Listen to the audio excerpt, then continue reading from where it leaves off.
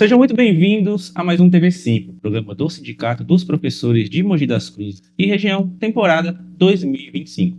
Hoje, a minha convidada vai falar com a gente sobre os desafios que impactam a saúde mental dos professores e dos alunos no ambiente escolar. Obrigado por ter aceitado conversar com a gente sobre esse tema que eu acho que nos últimos anos, acho que principalmente durante e pós-pandemia, se tornou muito efervescente. Está todo mundo muito falando sobre questões de saúde mental, né? Era necessário, né? Uhum. Havia um período de estigma aí com a relação à saúde mental e a todo o trabalho do psicólogo. Hoje já melhorou bastante com relação a isso. As pessoas consideram e entendem que se faz necessário cuidar da saúde mental. Virou algo de conversa, assim, você faz terapia, ou aí faz ou não faz, deveria fazer, né? Esse estigma realmente caiu, isso é muito importante. Exatamente. Né? Algumas pessoas falam com orgulho ainda, minha psicóloga. Isso, a minha terapeuta faz isso, faz aquilo, né? A proposta aqui é conversar sobre os desafios dentro da sala de aula, mas eu entendo que muito dos problemas que esses professores e os alunos trazem para dentro da sala de aula, eles vêm de fora. Você, antes de a gente começar a gravar, você falou que trata muitos professores e trata crianças e adolescentes também. Você percebe que os gatilhos podem ocorrer dentro da sala de aula, mas os problemas, eles vêm do exterior? Seja dos contatos com as redes sociais, seja na relação com os pais, e aí as pessoas acabam descarregando isso dentro do ambiente escolar? Existe uma junção das duas coisas, né?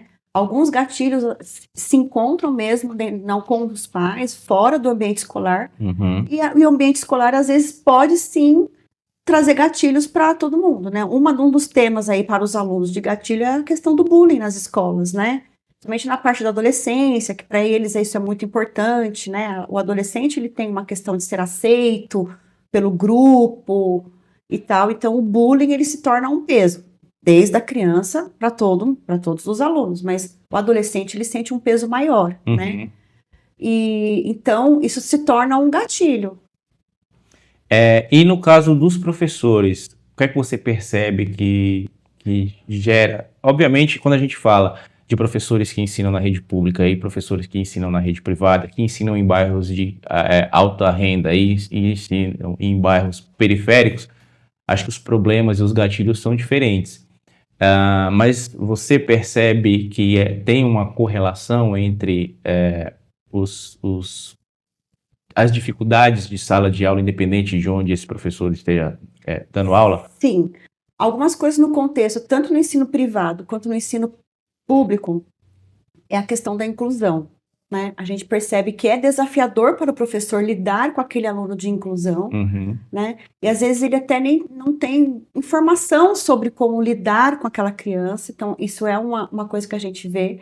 O excesso de trabalho, excesso de cursos, né? Esses sistemas apostilados que existem hoje, eles exigem uma preparação do professor ali bem grande, né? E a gente sabe que o professor leva trabalho para casa, leva prova para corrigir em casa, então a carga horária dele de trabalho se estende ali além do ambiente escolar, né? E isso vai trazendo um adoecimento mental, né? O estresse, o cansaço, pode beirar a um burnout, uma ansiedade, depressão, que são os transtornos assim mais vistos ali com relação aos professores, né? Enquanto a partir dos alunos, eles já tem essa questão do bullying na escola, que às vezes está no controle da escola, às vezes não, né? Não tem como julgar, né, essa situação. E lidar com o outro aluno de inclusão, que também a gente sabe que é desafiador, né? Falta ali uma informação de como fazer isso de forma correta, né? Essa inclusão com um aluno autista, com um aluno TDAH, um aluno com uma síndrome, né? E aí isso desgasta bastante, né? Eu tenho um filho de 10 anos, está agora no 5º ano, mas ele convive com alunos de inclusão desde muito pequenininho.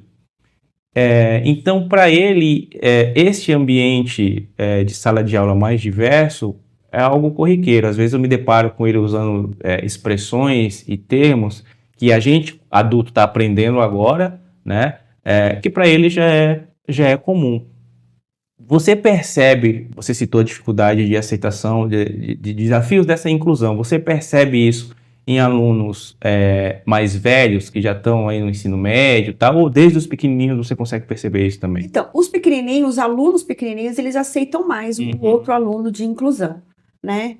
Já na adolescência, os alunos adolescentes, por exemplo, um aluno autista, ele já tem, por conta do transtorno espectro autista, dificuldade de habilidade social, né?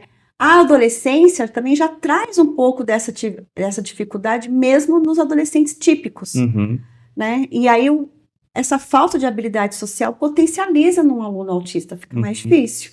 Mas eu não estou nem me referindo especificamente ao aluno que tem esse desafio, tá? Eu estou falando com o em volta dele.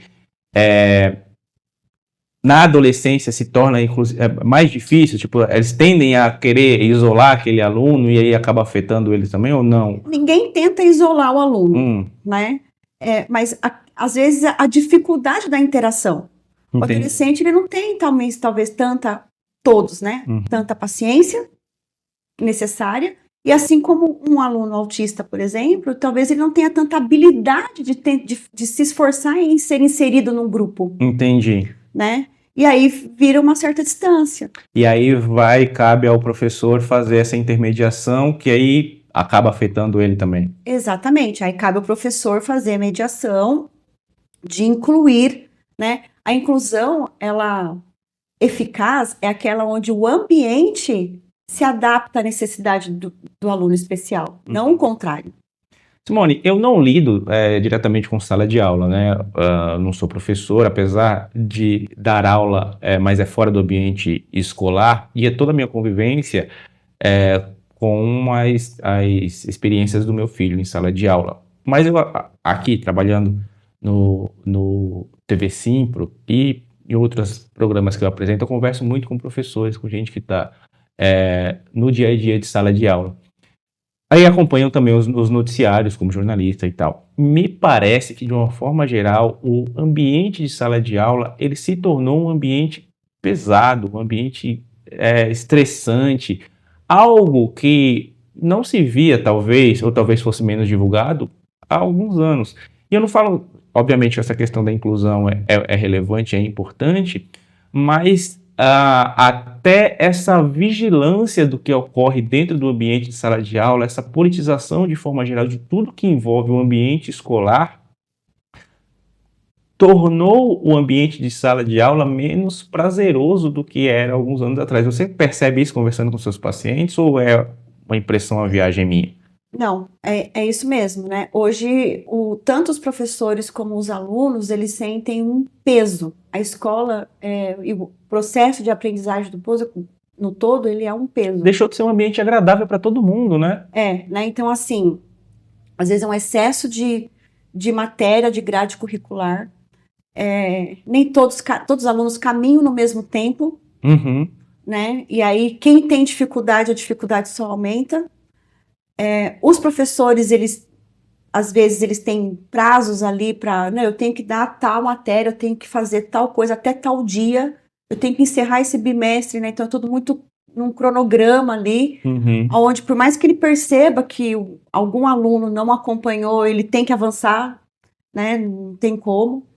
E também essa questão do ambiente. Quando a escola ela tem uma política eficaz anti-bullying, por exemplo, aí fica mais fácil. Se ela tem uma política de acolhimento, isso se torna mais fácil. Agora, se a escola deixa passar despercebido, às vezes até não por má maldade, por excesso de alunos, um monte de coisa, etc. E acaba, né, não sendo visto isso, aí realmente você tem razão. Tá bem difícil. São salas de aula, principalmente na escola pública, com muitos alunos, né, com muitas culturas diferentes, com muitas educações diferentes, e um professor ali para liderar ali 50, 40 alunos. Né? Então, realmente está sendo mesmo um ambiente desafiador. E às vezes debates que acabam sendo levados para a escola que nem deveria estar acontecendo. A gente está gravando agora aqui no mês de abril, e semana passada, hoje é 16 de abril, semana passada eu li uma notícia de uma decisão da Justiça do Rio Grande do Sul sobre a utilização ou não da Bíblia dentro da biblioteca, da sala de aula, como uma forma de estudo e tal. não eu vou nem entrar no mérito de ter ou não, de ensinar ou não uma determinada religião do ponto de vista histórico, né? Não de ensino da religião em si. Mas precisava haver esse debate agora, nesse momento. Parece que é mais uma coisa que leva para dentro da sala de aula, que sobrecarrega as tensões. A gente viu sei lá, 2018, talvez, 2015, aquela questão do escola sem partido, onde as pessoas se sentiam no direito de invadir a escola para saber o que o professor estava ensinando e tal. Tudo isso acaba sobrecarregando o ambiente como um todo e as pessoas acho que não sentem mais o prazer de ir para a escola, né? Você falou de tornar um ambiente acolhedor. Eu acho que poucas são as escolas hoje que conseguem atingir isso. E eu não estou me referindo só às redes públicas, porque eu já tive algumas experiências de trabalho em escola particular que o ambiente é assim também. É incrível isso, né? Infelizmente, né? Não deveria, mas aquela política, aquela coisa de o país é laico, né? Uhum. Então não se fala de Bíblia dentro da escola, não se fala de Bíblia em qualquer outro lugar, e aí isso vira, né, uma pauta ali para procurar, né, o pelinho no ovo, né? Então, tem aquilo ali, né? E uma coisa que deveria ser uma bobagem acaba. E aí a gente já viu questões. Obviamente, eu citei esse exemplo da Bíblia porque aconteceu agora, uma semana, mas já teve questão de banimento de livro, né? Já teve vereador invadindo sala de aula para questionar professor, aluno filmando professor. Como contornar isso? Eu acho que deixa de ser uma questão só da escola e passou a ser uma questão que deve ser debatida de forma nacional mesmo, né? Então, é assim. Como é que o professor vai trabalhar a Páscoa? Né? Aí se mostra o coelhinho e o ovo, alguém critica. Mas se fala também da ressurreição de Jesus, outros também vão criticar. Né? Como é que trabalha o Natal? Né? Porque são coisas que são culturais nossas aqui. Né? Como que faz isso? E aí acaba que criando uma polêmica. Então tá tendo assim um movimento meio polemizando aí vários assuntos, infelizmente, né? Que não tá deixando passar ali, né, uma peneira. Então sempre haverá uma crítica. Sempre haverá uma crítica. Alguém vai criticar algum ponto de vista ou outro. Então quem, por exemplo, da Páscoa, quem fala do coelhinho do ovo de Páscoa, outro lado pode criticar. Agora quem fala da ressurreição também critica. Então, porque isso daí acrescenta mais desafios dentro da sala de aula, porque você citou, das suas primeiras falas, você falou sobre o bullying. E assim, não me interprete mal, mas bons eram os tempos onde a preocupação era só a questão do bullying. Agora, além da questão do bullying, que é muito séria, que precisa ser tratada, tem todas essas outras questões em volta que deixam o ambiente ainda mais tenso, né? Exatamente, né? Vira um fator estressor ali, onde o professor planeja toda uma aula, faz toda uma estrutura ali e de repente tudo muda na última hora, né?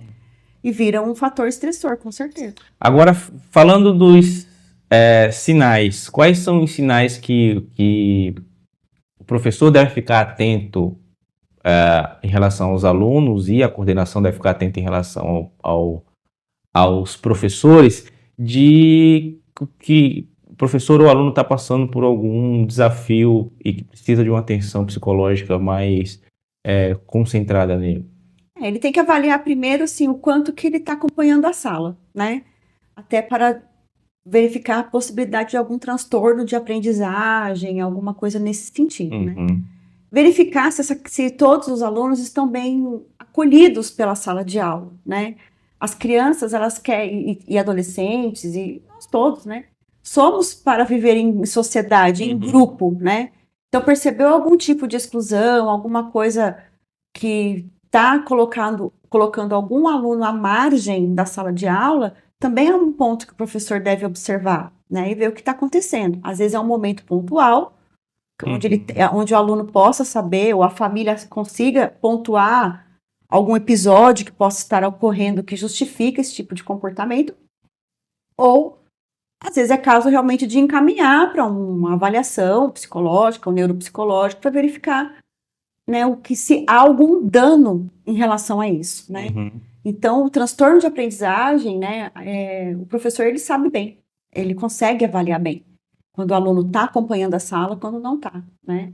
E assim, vê, um aluno é super popular, né? De repente ele está lá no fundão, não fala com ninguém, opa, alguma coisa está acontecendo, né? Vamos ver. Algumas escolas de alguns pacientes meu que eu atendo, eu sempre orientei e sugeri que colocasse um quadro de humor na sala, para que cada aluno conseguisse expressar aquele humor naquele dia, porque ninguém está feliz todos os dias, né? E até para pontuar mesmo, se tiver alguma coisa acontecendo, ele consegue ter voz, né? Uhum. Às vezes está acontecendo uma coisa na casa que ele não sabe, né? Que a escola não sabe, né? E a escola ela faz um papel protagonista nisso, né? Por exemplo, em caso de um lar violento, um lar abusivo, a escola ela é protagonista nisso. Então, ela consegue verificar a situação, o que está acontecendo com aquele aluno e, se for o caso, tomar as providências cabíveis que precisa ser tomado. Uhum. E no caso dos professores, quais são os sinais que a coordenação deve ficar atenta? Professores, estresse, excesso de atestado, porque aí o professor já não está bem. Uhum. Né? Sintomas de depressão, percebe um humor mais apático, né? Um olhar mais triste, ou uma irritabilidade muito elevada, fora do que é costume da pessoa, porque na convivência ali no dia a dia, a gente sabe, né, quem é mais agitadinho, né, professoras agitadinhas, né, outras mais tranquilas. Então, observando o comportamento, é possível verificar, né, os transtornos mais comuns dentro dos profissionais da educação: burnout, síndrome do pânico, ansiedade, depressão. O que é o burnout? Burnout é excesso de cansaço. Uhum. É como se fosse assim, a pessoa ultrapassou todo o limite que ela é capaz de entregar, né? Então ela já passou da estafa, né? Uhum. Exatamente por isso, pela uma carga horária excessiva, né? Às vezes o professor dá aula em 2 períodos, junta lá 200 provas para corrigir, leva para casa e passa a madrugada corrigindo prova, Uhum. ou corrigindo trabalho, fora do horário de expediente, né? Tudo bem, às vezes isso pode ser possível ou não dentro da escola, dentro de um horário, a gente não, cada escola tem a sua rotina, a gente sabe, mas é muito comum o professor chegar. Eu já vi, né? Tenho amigos, professores, chegando em casa com aquelas pastas assim, um monte, amiga, eu tenho que corrigir prova, não vai dar pra, Uhum. vai dar pra sair hoje, né? Não dá, vamos cancelar o café. Então, esse excesso de trabalho, ele vai levando a pessoa no estado de burnout, que é um esgotamento físico total e mental. A gente teve aqui no estado de São Paulo algumas experiências de ataques a escolas, né, de alunos que tomaram uma medida extrema e isso acabou gerando alguns ataques em escolas. E eu lembro que uma das respostas do governo foi a contratação de mais psicólogos para atuar nas escolas. Você tem acompanhado esse trabalho? Você sabe se isso de alguma forma surtiu efeito? Porque eu lembro de ter conversado com alguns professores na época e não era que cada escola teria um psicólogo que daria suporte ou para uma ou duas escolas, não, era, sei lá, 1.000 profissionais que ia atender todas as escolas do estado. A gente já tem um resultado desse trabalho, a gente tem esses profissionais têm conseguido perceber essas nuances que você citou dentro da sala de aula e conseguir trabalhar com esses alunos e com esses professores? Olha, eu tenho certeza que esse profissional ele está se esforçando ao máximo, mas humanamente é impossível que realmente ele esteja conseguindo dar conta do tamanho, por conta de inúmeras demandas, né? O que é humanamente impossível. O ideal seria um psicólogo por escola. E às vezes poderia ser pouco, porque quantos alunos tem? Né? Claro, ele não vai dar um atendimento, o psicólogo escolar, ele não dá um atendimento individual, aluno por aluno, etc e tal. Mas ele tem um olhar ali de identificar os pontos críticos entre os alunos e os funcionários, colaboradores e professores da escola, né? Agora, se ele tem mais de uma escola, alguma coisa ele não vê, né? Faz o máximo, tenho certeza que ele faz o máximo, mas alguma coisa ele não vê. Então, assim, eu também já peguei coisas assim, por exemplo, de abuso sexual dentro da escola entre alunos. Caramba! Né? E um aluno, e ó, cadê o controle disso? Né? Não tem, a gente sabe que dentro desse contexto não tinha como ter um funcionário para um aluno olhar um por um. A gente sabe que não é assim. Não existe isso. Não existe isso, né? Mas aconteceu, né? Então, fica aí um alerta que o ideal seria um psicólogo escolar para cada unidade ali. E um psicólogo para mais de uma unidade, ele vai fazer o melhor, mas ainda assim será insuficiente porque é muita demanda. Entendi. Existe alguma rotina, alguma estratégia, alguma prática que o professor, porque assim, como você mesmo se mostrou o exemplo agora, no final do dia o professor vai para casa com aquela pilha de conteúdo para corrigir. Existe alguma prática para que ele se proteja de chegar ao ponto de um esgotamento? Quais sinais que o professor ou a professora podem, eles mesmos, ficar atentos para realmente se proteger, para não chegar a esse extremo? Sim, o ideal, faça psicoterapia, que isso é muito importante, ajuda. Não é vender o meu peixe porque eu sou psicóloga, mas é porque realmente a gente conhece, a gente vê ali, eu vejo todos os dias, né, o avanço de que isso traz. Uhum. Desculpa, não perca o seu raciocínio, eu quero que você volte a isso, mas você falou psicoterapia, é importante também ficar atento a essas outras práticas pseudociências que está sendo vendida aí sei lá, faça a terapia da luz, faça a terapia que isso vai resolver. Assim, as pessoas às vezes caem nisso também, que pode ser mais prejudicial, né? É assim, eu não conheço outras técnicas, né? Não posso dizer o trabalho de uma outra pessoa. Mas é importante que quando você vai escolher um profissional, primeiro, o que você quer desse profissional, né? Se é saúde mental, o mais recomendado é o psicólogo, né? Se a gente vai falar de transtorno mental, transtorno de ansiedade generalizada, depressão, burnout, transtorno depressivo, isso é com o psicólogo. Ele é o profissional mais capacitado para isso. Agora, às vezes você está em busca de uma outra coisa para relaxar, ou que você se identifica, aí tá tudo bem, mas tem que tomar cuidado. Se você quer realmente psicoterapia, certifique que o profissional seja psicólogo formado e tenha o CRP ativo. Você pode consultar lá no site do CRP, a consulta é pública, né? Eu tô lá negociando com a psicóloga Maria da Silva. Põe lá, Maria da Silva lá, vê se ela tem um CRP ativo, tudo. Por que é importante? Quando o profissional ele tem o CRP ativo, ele tem que sempre seguir as diretrizes de um código de ética do psicólogo, né?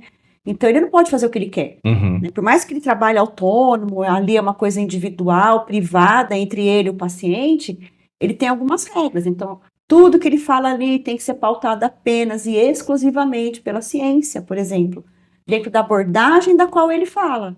Então, essa é a diferença entre um psicólogo e um outro tipo de terapeuta, né?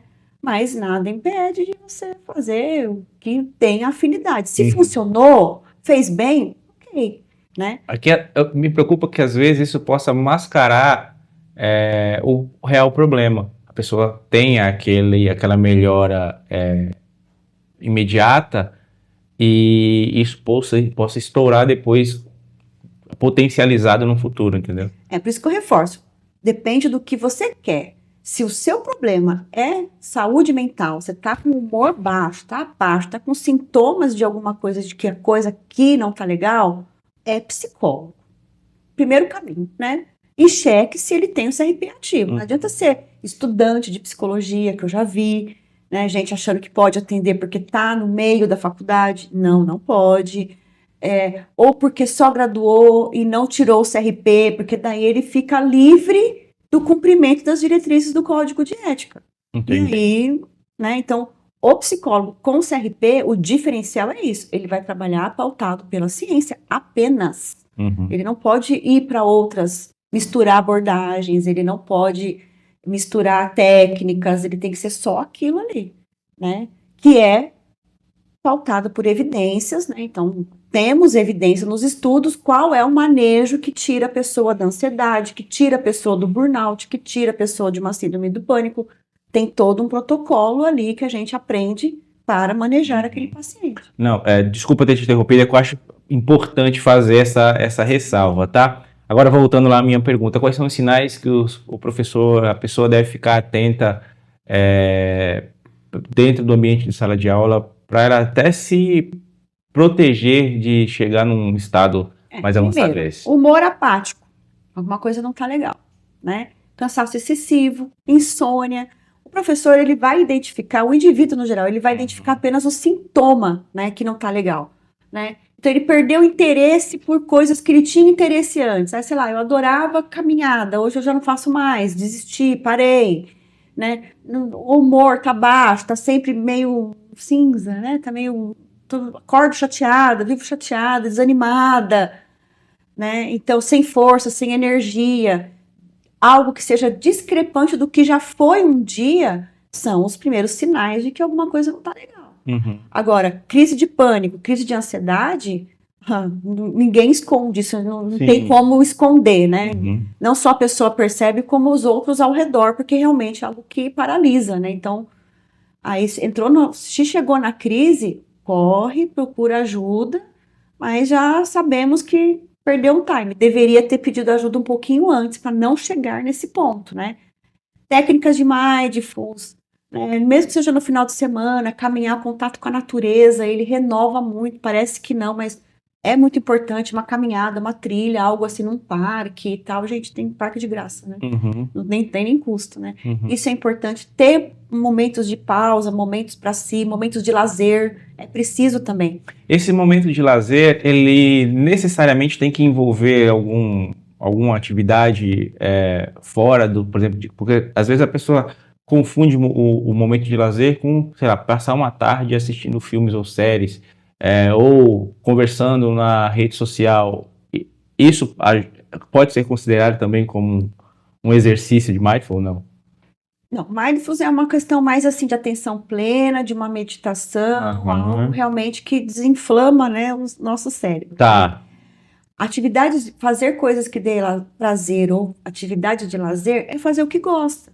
Tem gente que gosta de falar, hoje é domingo, eu vou almoçar naquele meu restaurante preferido. Ok, né? Tá se proporcionando algo que te dá prazer e que te dá leveza, né? Ah, eu prefiro hoje à tarde fazer um piquenique com meus filhos. Uhum. É isso aí, ok, né? É ser a pessoa, por exemplo, quando que eu sou a Simone, só a Simone, sem papéis, né? Sem ser a Simone profissional, sem ser a Simone esposa, mãe, filha. Quando que é só a Simone? Ter esse momento individual, né? Uhum. Meditativo. É sobre isso, né? Para dar aquela desacelerada. Agora, claro, eu tô a fim de ir para um cinema com as amigas. Excelente, é isso aí. Tem que ter esse momento mais relaxado, mais descontraído, porque senão fica só, né? Eu já falei isso para vários pacientes meus, olha, a vida não é acordar, comer, trabalhar, dormir, acordar, comer, trabalhar. É muito mais do que isso, né? Então, se organizar dentro do possível, né, para que consiga ter esses momentos aí de vida, né? Tem que sobrar vida. E no caso das escolas, como que elas podem ajudar a melhorar o ambiente para também contribuir com a saúde mental dos docentes? A gente não está nem falando dos alunos ainda, tá? Vamos falando dos docentes. A escola, ela pode ter uma gestão ali do clima organizacional, incentivar o trabalho em parcerias, em pares ali, né? Quando os colegas de trabalho também são acolhedores entre eles e parceiro entre eles, fica um pouquinho mais fácil o dia a dia ali, né? Sem proporcionar um ambiente competitivo, que algumas escolas têm, né? Não todas, não é generalizando, mas existe isso, né? É proporcionar ali um ambiente, né? Então, assim, às vezes ofertar um cafezinho para uma interação fora da sala de aula, porque no final das contas a gente sabe que o professor chega na sala, cada um vai para sua sala, cada um tá ali no seu quadradinho, acabou, bate o sinal, pega as coisas, vai embora, né? E às vezes passa despercebido ali, né? Quem é o meu colega de trabalho? Como que eu posso, né? Então, proporcionar, talvez, ocasiões, situações onde que os professores se integrem ali, né? E criem vínculos de parcerias. Para saber, o momento que eu não estou muito bem, eu posso contar com você, né? E um dia que você não estiver muito bem, você pode contar comigo, né? E isso se torna uma rede de apoio ali, onde todos os desafios da escola parecem que se tornam mais fáceis. Entendi. As escolas procuram você pedindo sugestões de atividades e coisas que possam fazer nesse sentido? Então, as escolas não me procuram, né? Eu que procuro a escola dos pacientes que eu atendo, né? Para entender, porque o profissional da psicologia comportamental, ele observa não só o indivíduo como o ambiente, porque a ciência do comportamento, ela diz isso, né? O ambiente influencia o indivíduo e o indivíduo o ambiente. Né? Então, eu preciso entender o ambiente. Então, não só a casa dessa criança, né? Como a escola, o ambiente escolar que ela vive, né? E ali, nesta conversa, que por iniciativa minha, olha, eu sou a Simone, eu sou psicóloga do fulaninho, eu gostaria de marcar uma reunião com vocês e tal, e vou até a escola fazer esse trabalho, ali há uma abertura ali de sugestões mesmo, né? Então, as escolas, é importante que elas tenham socioemocional. Hoje, muitas escolas têm, mas a gente sabe que não são todas ainda, né? Que vai fazer o quê? Dar voz tanto para o professor quanto para os alunos sobre o que eles sentem ali dentro da escola. É na hora do socioemocional que eles conseguem dar voz para todas as questões das emoções e todos os dilemas que ele vive ali, o que ele sente, se ele tira uma nota alta, se ele tira uma nota baixa, o que acontece com tudo ali. Então, e aí sempre vai. Por isso que eu falei, eu coloco um quadrinho de humor na sala, é legal. E algumas escolas adotam, falam, que boa ideia, eu vou fazer isso, tudo. Aí você vê que eles mandam foto, olha, fiz, que não sei o quê. Então, é bem... Algumas escolas são bem receptivas com relação a essas sugestões. Algumas você percebe que não são? Algumas são mais fechadas, né? Elas colocam assim... E o porquê disso? Não justifica, assim, de forma, né? Mas fala, mas nossa grade já está apertada, não tem horário para inserir uma matéria de socioemocional, ou teria que ter mais um professor. Inclusive, até na escola pública, que ela não tem uma autonomia até exatamente para isso, ela não é autônoma para tomar essa decisão, né? O diretor da escola, por exemplo, pública, ou municipal, ou estadual.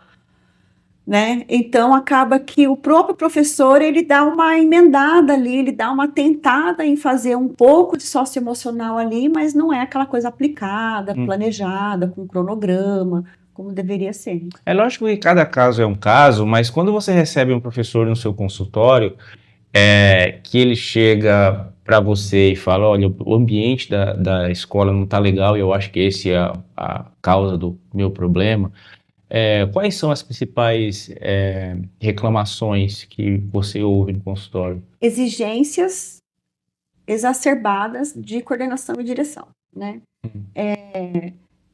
Coisas que aquele profissional, aquele professor, ele até tenta fazer, ele não consegue, mas ele recebe a cobrança de não ter conseguido. Entendi. E fica com aquela insegurança, né? Vira aquele clima, fica uma coisa, uma tensão ali, que incomoda, né? E aí, quando passa essa demanda, vem uma outra, e vem uma outra, vem outra. Aí o acúmulo daquilo no decorrer do ano vai impactando bem o indivíduo, né? E o excesso, né, da carga horária de trabalho, porque quando o professor leva trabalho para casa, ali você já perdeu o controle de quantas horas ele está trabalhando, né? Entendi. Você sabe quantas horas ele está dentro da escola. A hora que ele atravessa o portão da escola para ir para casa, não tem como ninguém controlar como que isso está acontecendo, né? Quantas horas ele ficou ali, né? E às vezes ele vai estourar o limite para cumprir o prazo e aí vira aquela bola de neve, né? Vai só acumulando situações e tal, quando vê, já está sofrendo aí de um transtorno mental. Você recebe coordenadores e diretores também? No consultório, acho que teve uma coordenadora. E então, essa incidência desses transtornos, desses desafios é realmente maior nos professores? É maior nos professores. Entendi. E no caso dos alunos, as reclamações ainda são muito relacionadas à questão do bullying? Ou os pais que levam falam dessa questão do bullying também, mas mostram para você outros pontos de atenção, como o excesso de horas no celular e excesso de horas conectado, isolamento, essas coisas? A queixa, né, quando um um adolescente ou uma criança, ela vai para o consultório, geralmente é por iniciativa dos pais, né? Uhum. E eu falo que a realidade no consultório é assim, né? As queixas dos pais nem sempre é a queixa da criança, né? Ou do adolescente, né? É Uhum. sempre meio que discrepante. Uhum. Mas quando se fala no contexto escolar, quando a questão tá acontecendo ali dentro da escola, é bullying. Ali é o que realmente É o que impacta mais. impacta mais, ali é o bullying. Uhum. E já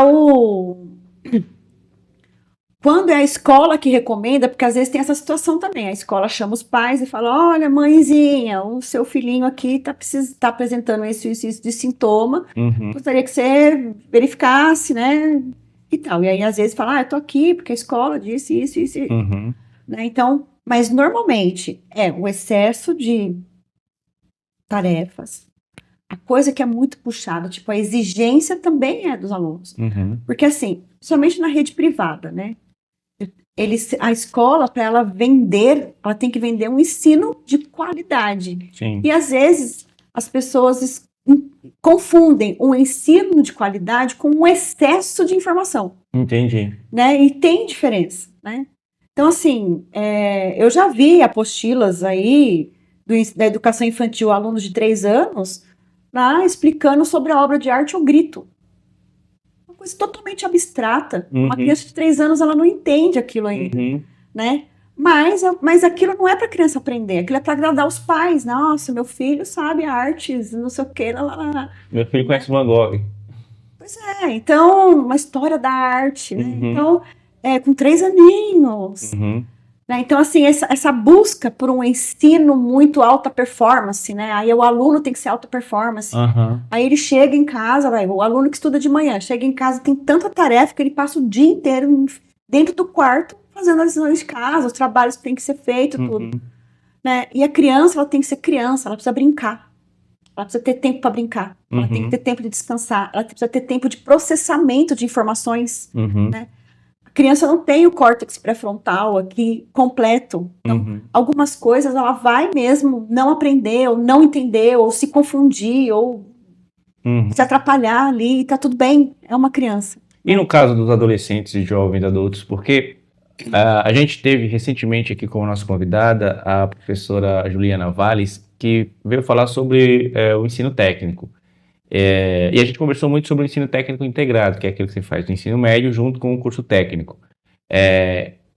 E uma das perguntas e da troca que eu tive com ela aqui foi da questão dos alunos saber se organizar para poder acompanhar tudo que é ministrado nesse curso, que é um curso, comparado com a escola convencional, muito mais complexo, né? Você vai aprender coisas diferentes, às vezes tem a questão de fazer estágio também junto com o curso, e são atividades muito mais objetivas, porque é para formação para uma determinada profissão, para exercer uma determinada função quando você sair da escola.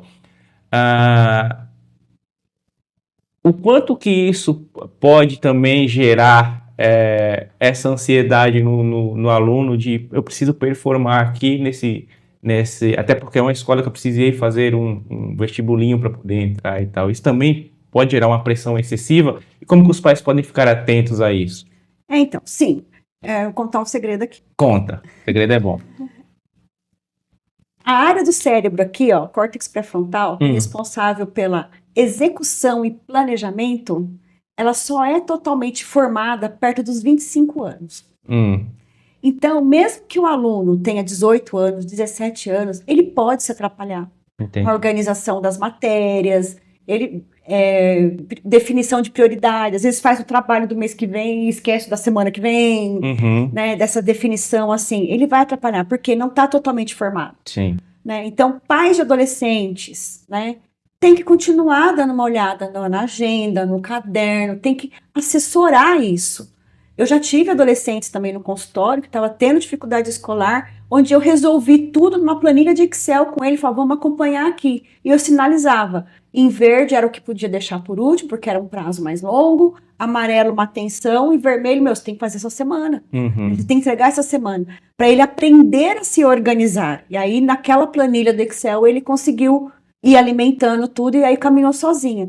Então, precisa ter uma um suporte ainda, né? Ele não vai aprender isso sozinho. Só que como que é para esse jovem aí no ensino técnico? Entra o professor 1, fala, amanhã tal coisa, não sei o quê. Né? Entra o professor 2 e fala, olha, gente, para semana que vem, já não é amanhã, é outra data, entendeu? Faz tal jeito, de tal forma. Um pediu na ficha cartográfica, o outro pediu na cartolina, o outro pediu em molde de monografia. Né? Ele vai se perder. Ele vai se perder, porque é complexo para ele. Mas por quê? Porque aqui não está totalmente formado. Né? Então, eu sempre falo assim para os pais, né? Quem é o adulto da relação? Quem é o adulto? Quem está com o córtex pré-frontal prontinho aí? Que passou dos 25 anos? Então, empresta para ele. Entendi. Né? Então, dá esse suporte sim, por que não? Né? Se você quer que seu filho avance, passe de ano, estude, se organize, né? Não é só cobrar, mas também dar ferramentas e orientar qual é a melhor forma de fazer isso. Porque alguns pais, algumas famílias, é essa coisa, né? Cobra, não fez, esqueceu, não sei o quê. Mas deu assistência, olhou, checou, lembrou. Gente, não mata ninguém, né? Chegar e falar, olha, você fez o trabalho da semana que vem? Como é que tá a prova que você vai fazer amanhã? Você quer ajuda? Você tá em alguma dúvida? Né? Mas tem 17 anos. Mas não tem tudo pronto, gente. Outra coisa que a gente conversou com ela, e eu vou convidar o pessoal que está assistindo a gente a dar uma olhada aqui no nosso canal e procurar uma entrevista com ela, que foi uma entrevista muito bacana, assim, para entender um pouco mais sobre a questão dos cursos técnicos. Eu acho que foi bem elucidativo, assim. Mas um outro ponto que eu tive na minha conversa com ela foi a partir de que momento o pai que tem interesse, por exemplo, que o filho faça um curso técnico, deve começar a falar com ele sobre o curso técnico. E aí ela falou, olha, acho que a partir do 8º ano, do 7º ano, já vale fazer essa conversa. Mas, aí num outro momento do nosso papo, ela falou, só que eu vejo que muitos alunos estão fazendo determinado curso por pressão do pai. O pai, quer que você faça o curso técnico, vai lá fazer enfermagem e afinal o rapaz, ou a moça, ou a criança tem afinidade, sei lá, com outra coisa totalmente longe dessa área. E aí na minha cabeça, um aluno que está, sei lá, com 16, 17 anos, não tem muito claro ainda o que ele quer fazer da vida. E aí até que ponto essa pressão para que, saindo do 6º ano, indo para o 7º ano, para o 8º, já precisa escolher se você vai fazer algo numa área de tecnologia ou numa área de gestão, pode acarretar mais pressão para esse aluno, porque assim como a criança tem que ser criança, entendo que o adolescente tem que ser adolescente também, né? Quanto que isso também os pais devem ficar atentos a essas então, questões. acho que Dos professores também dentro da sala de aula, obviamente. Essa questão da escolha do curso, tudo, é muito importante que os pais respeitem a decisão dos seus filhos, né? Porque cada um tem uma vocação, né? E a vocação do pai pode ser igual à do filho, como pode não ser, né? E a gente sabe que existem pais médicos que os filhos se formaram médicos e deu tudo certo, muito bem. Mas tem outros que não, né? E eu falo que assim, a escolha da profissão, ela é muito importante porque é o que você vai fazer todo dia. E você tem que amar aquilo, porque o trabalho ele não tem que ser aversivo. A gente tem que lembrar isso, o trabalho não pode ser aversivo. Então, quando você escolhe pelo teu filho, e se o seu filho não gostar, vai ser um trabalho aversivo. O curso vai ser aversivo, tudo vai ser aversivo, né? E não é melhor falar assim, torço para que você seja feliz, meu filho, né? É isso. Simone, para a gente encerrar, a gente já em uma das minhas perguntas eu falei sobre a questão dessa medida do governo de trazer mais psicólogos para o ambiente escolar, para ajudar e tal. Mas eu queria que você falasse o que é que você acha que, em relação a políticas públicas, pode ser melhorado para que esse ambiente da sala de aula deixe de ser, esse ambiente escolar como um todo, deixe de ser esse ambiente pesado que se tornou. Eu acho que as políticas públicas poderiam pensar em disponibilizar cursos, né, orientação, né, palestras, ferramentas, né, para orientar os professores a lidar com essas demandas, né? Ter uma forma de registro ali de o que está acontecendo na escola para a gente entender estatisticamente o que está acontecendo. A gente não tem números sobre isso. Exatamente, né? As universidades de pedagogia, eu levanto essa lebre para contribuir para a inclusão, incluir a aba, talvez como na grade, né, ali, ou esse profissional de pedagogia procurar um curso de aba, vai facilitar o manejo com aquele aluno, que tem inclusão, que a gente sabe que às vezes ele realmente não sabe lidar, né? Então precisava ter assim mais acesso à informação. Eu sei que no site do MEC ele tem alguns cursos ali específicos para alguns professores, inclusive para desde a educação infantil até o ensino médio, né? Cada um com a sua área ali e tudo. Mas veja bem, por outro lado, também a gente não esgota o professor. É mais uma demanda. Né? Então, assim, é uma coisa complexa. Então, assim, tá disponibilizado? Tá. O professor tem condição de fazer? Ele tá numa situação que ele tem condição de fazer? Faça.